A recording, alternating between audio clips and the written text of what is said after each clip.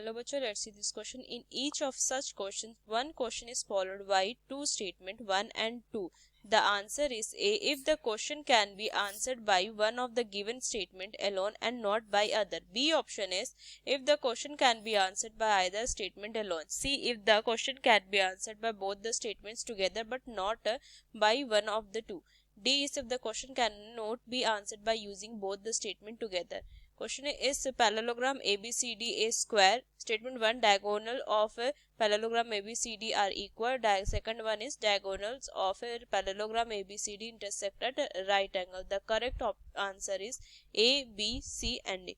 तो चलो इस क्वेश्चन को मैं सॉल्व करती हूँ। तो सबसे पहले अगर इस क्वेश्चन में की कंसेप्ट मैं अप्लाई करूँ, की कंसेप्ट, तो मुझे प्रॉपर्टी पता होना चाहिए पैरेललोग्राम का, प्रॉपर्टीज ऑफ पैरेललोग्राम।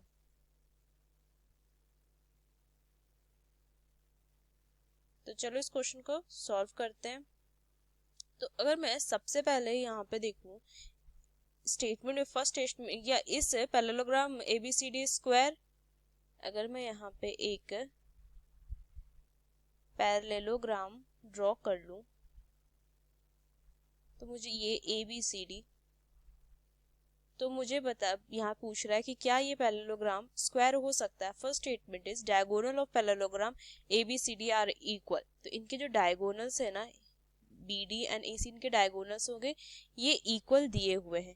अब अकॉर्डिंग टू स्टेटमेंट अगर मैं देखूं तो when a diagonal of parallelogram, मैं यहाँ पे लिखूंगी when a diagonal of parallelogram are equal, then it is either a rectangle, या तो वो रेक्टेंगल होंगे, either a rectangle और square,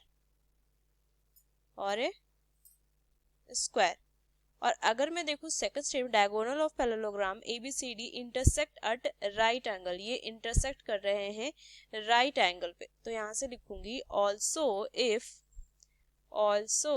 if the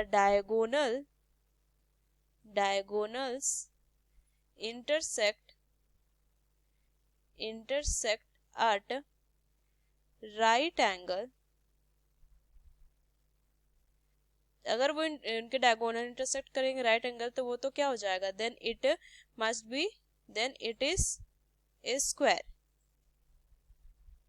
first statement के अकॉर्डिंग देखूं तो डायगोनल ऑफ पैरेललोग्राम इक्वल है इन दोनों के, मतलब EC इक्वल है BD के, तो या तो ये ABCD रेक्टेंगल होंगे या स्क्वायर होंगे। लेकिन अगर इनके डायगोनल्स 90 डिग्री पे एक दूसरे को बाइसेक्ट करेंगे तब वो क्या हो जाएगा, ABCD स्क्वायर हो जाएगा। तो इससे मैं क्या कह सकती हूँ कि both statement 1 and 2 together will give answer,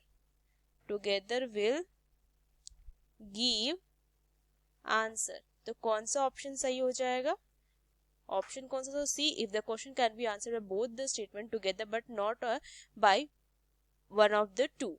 option C is correct one, option C जो होगा वो करेक्ट होगा। Using this key concept we solve this question, hope you understood it well, best of luck, thank you.